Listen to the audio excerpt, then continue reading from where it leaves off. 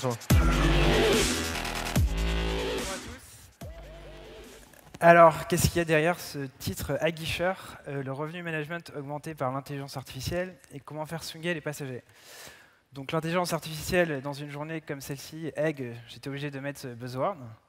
Revenu management, pour ceux qui ne savent pas, ce sont les personnes qui sont derrière les prix des billets d'avion que vous pouvez voir quand vous allez réserver un billet. Donc ce sont ceux qui sont responsables du prix que vous payez. Et surtout, en cette date de retour de vacances de Toussaint, vous allez commencer à réfléchir à quand est-ce que je vais prendre mes billets d'avion pour partir à Noël.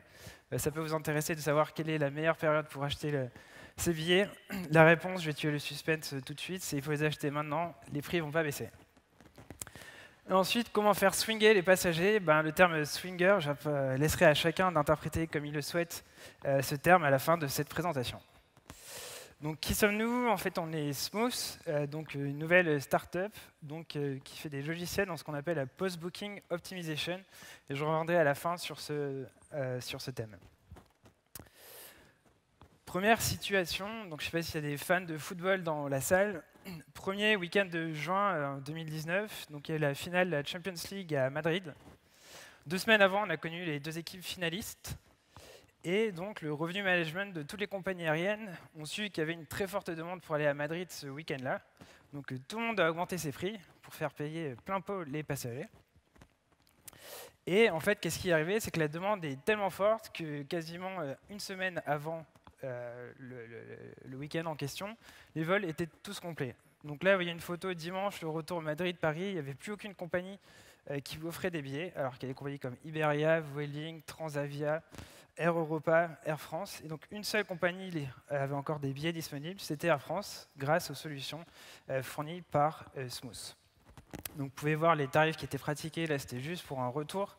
Donc vous voyez qu'on parle de sièges à très très haute valeur. Donc ceci, c'est ce qu'on appelle le spillage dans le domaine du revenue management, ou le too full, too soon. En fait, les vols se sont remplis trop rapidement et on aurait pu vendre les billets plus chers. Et donc c'est un manque d'opportunités de revenus pour les compagnies aériennes qui représente jusqu'à 2 milliards d'euros pour l'ensemble des compagnies. En gros, c'est 3% des vols qu'on aurait pu optimiser de manière plus forte et augmenter les profits des compagnies aériennes. Deuxième situation, je suis prêt à parier que certains ont connu déjà la situation d'être débarqués de façon involontaire quand on a pris un vol. Vous savez que l'image cliente est assez désastreuse pour les compagnies aériennes, et puis de plus en plus, en fait, les gouvernements commencent à légiférer sur ces pratiques. En Union européenne, on peut gagner entre guillemets jusqu'à 800 € en cas de situation de débarqué involontaire. Aux États-Unis, c'est légiféré aussi. Et au Canada, ils veulent faire payer jusqu'à 2 400 $ quand on connaît cette situation de débarqué involontaire. Sauf qu'aujourd'hui, on peut acheter des billets d'avion pour le Canada entre Paris et Montréal entre 200 et 300 €. Et si on est débarqué et touché jusqu'à 2 400 $, vous comprenez que pour les compagnies aériennes, ça devient un sujet très sensible. Pourtant, derrière cette problématique, donc ce qu'on appelle l'overbooking, donc on peut aussi donner les ordres de grandeur. Donc les statistiques, c'est quasiment 2 millions de passagers qui sont débarqués de façon involontaire par an, et c'est quasiment 1 milliard de coûts directs pour les compagnies aériennes, sans parler de l'image client qui peut parfois être désastreuse. On se souvient de l'exemple de M. Dao qui avait été débarqué d'un vol United Airlines. Donc c'est là qu'on intervient, nous, Smooth, donc spécialise le post-booking optimization. Et face à ces 2 situations, en fait, il y a une même solution derrière. C'est un process en 3 temps, en fait. Sur ces 2 situations, donc la situation des too full, too soon, donc ce qu'on appelle le spillage, et l'autre, la situation des, en fait, finalement, c'est du too full, too late, donc c'est l'overbooking risk. Donc en fait, notre plateforme va pouvoir détecter en fait toutes ces situations à risque. Derrière, le jeu, en fait, face à ces situations à risque, ça va être de pouvoir déplacer ces passagers des vols très demandés, où il n'y a plus de place, pour les mettre sur des vols beaucoup plus vides. Donc c'est là qu'on va en fait identifier des passagers qui vont être flexibles. Et donc on va pouvoir déterminer sur une liste de passagers sur un vol donné quels sont les passagers avec la plus grande probabilité de bouger et pour quel montant. Donc derrière, en fait, la plateforme va automatiser tout ce process, notifier les clients par email et SMS.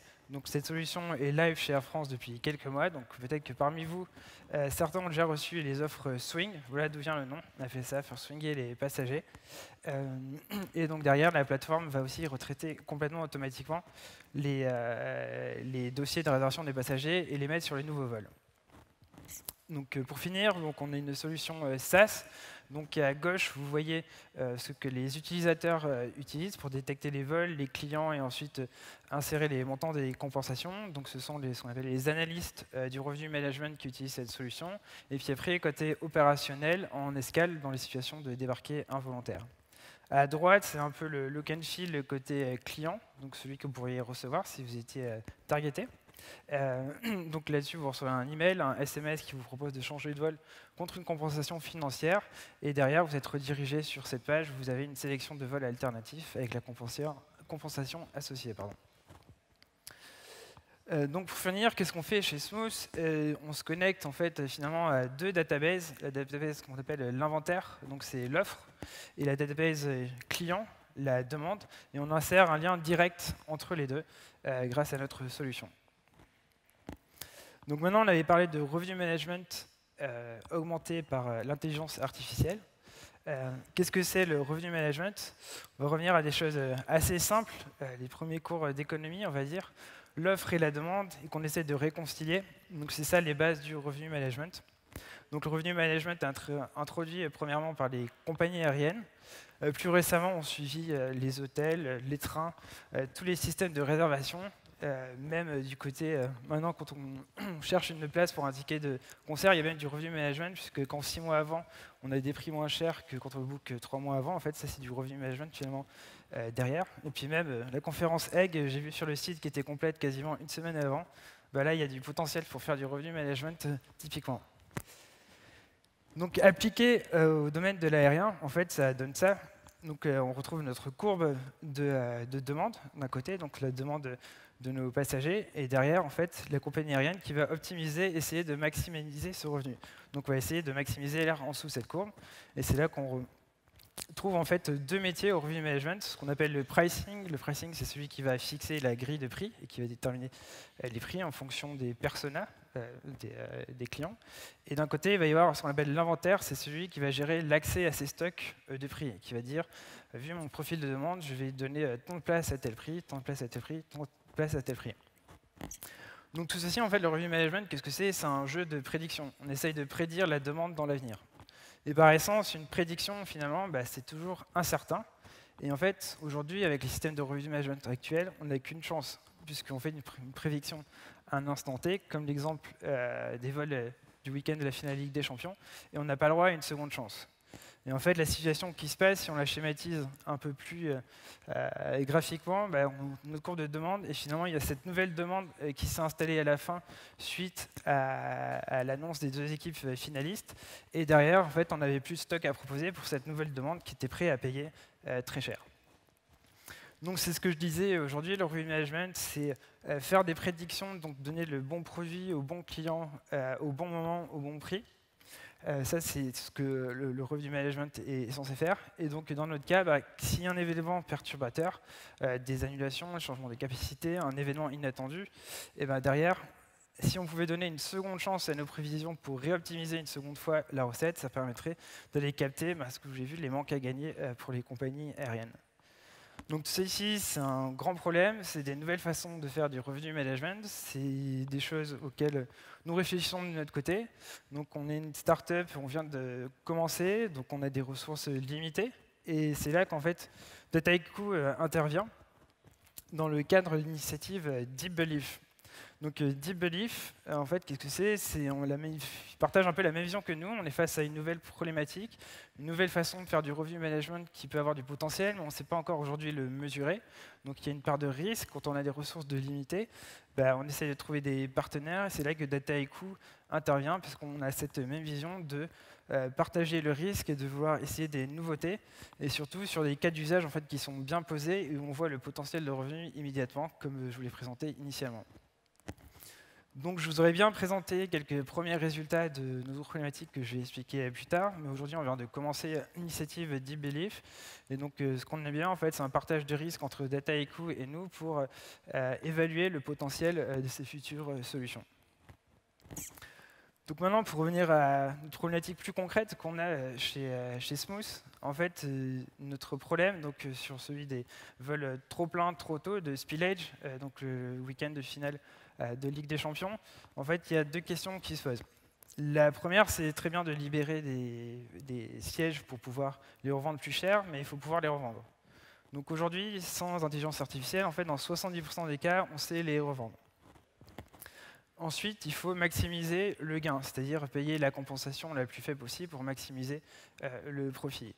Donc en fait, aujourd'hui, notre problématique, c'est un peu comme si je vous proposais de jouer à une roulette de casino, où je vous dis, vous pariez sur Smooth, vous avez 70% de chance de gagner, et si vous misez 100 €, vous allez gagner 600 €. Donc le calcul est assez vite fait d'espérance, vous savez que le jeu est gagnant, et donc là on essaye d'optimiser encore plus le gain, à la fois en augmentant la probabilité de gagner, c'est-à-dire de maximiser le fait de revendre les places derrière, et dans un deuxième temps, d'adresser la problématique en donnant des probabilités à chacun des passagers de les déplacer d'un vol à l'autre en minimisant la compensation. Donc très simplement, sur la première problématique de revendre les sièges, ça c'est un exemple très concret, où par exemple je suis à l'instant 1, 20 jours avant le départ de mon vol, il me reste 8 places à vendre, je sais que le vol il va avoir encore beaucoup de demandes derrière, mais combien? Ça, c'est des choses que j'arrive pas à prévoir, parce que mon système de revenue management en fait, a été pris en défaut, parce que face à un événement inattendu, la demande actuelle a dépassé la demande prévisionnelle. Donc en fait, je vais faire swinger des passagers, donc ici 10 par exemple, je tombe au point 2, je vais revendre les 8 places que j'avais initialement libres, et à la fin, tout mon jeu, ça va être de revendre les 10 que j'ai créés en plus. Et donc ce chiffre 10, en fait, c'est avec Dataiku, aujourd'hui on est en train de réfléchir à comment le modéliser. Donc en fait, le revenu management aujourd'hui, derrière, qu'est-ce que c'est? En fait, c'est basé sur des historiques de données de 1 an à 2 ans. Et en fait, avec ces nouvelles façons de prédire, en fait, on est plus dans une approche dynamique où on va aller localement regarder les tendances actuelles et dynamiques des courbes d'engagement des vols pour déterminer en fait le potentiel de vente qu'on peut faire en plus. Sur la deuxième problématique, en fait, c'est un peu qui sont les passagers flexibles et combien il faut les payer pour les faire déplacer de vol. Alors, je vais dire pas mal de lieux communs, mais en fait, maintenant, on sait les mesurer et quelles compensations donner pour tel et tel profil de passagers. Alors, on ne fait pas de targeting sur des données personnelles, bien sûr, c'est que sur des caractéristiques de voyage. Donc, bien sûr, si un passager part longtemps en voyage, en fait, plus il part longtemps, plus il a de la chance en fait, d'être flexible, il n'est plus à un jour près. Deuxièmement, les passagers qui voyagent tout seuls sont les plus faciles à convaincre de changer de vol. Oui, c'est facile de s'auto-convaincre de changer de vol. Mais aussi les passagers en fait, qui ont des familles. On a trouvé un moyen en fait, de permettre aux parents que leurs enfants leur apportent de l'argent, puisqu'en fait, chaque enfant va aussi avoir une compensation et donc on va pouvoir multiplier le gain des primes versées. Et troisièmement aussi, c'est quand est-ce qu'ils ont booké leur vol.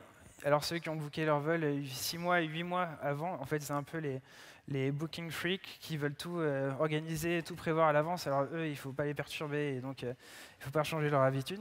Et après, il y a ceux qui vont booker très très tard, ça va être en fait plus les passagers business, et donc ils vont à une réunion à un certain horaire, donc ils ne sont pas flexibles.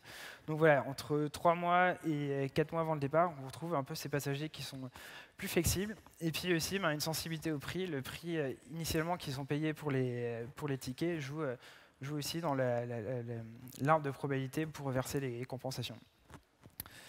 Je vais finir par un dernier slide aussi pour donner un peu de perspective sur ce cours accéléré de revenu management. Donc tout ce que je vous explique aujourd'hui, en fait, ce qu'on appelle le revenu management aujourd'hui, la plupart est basé sur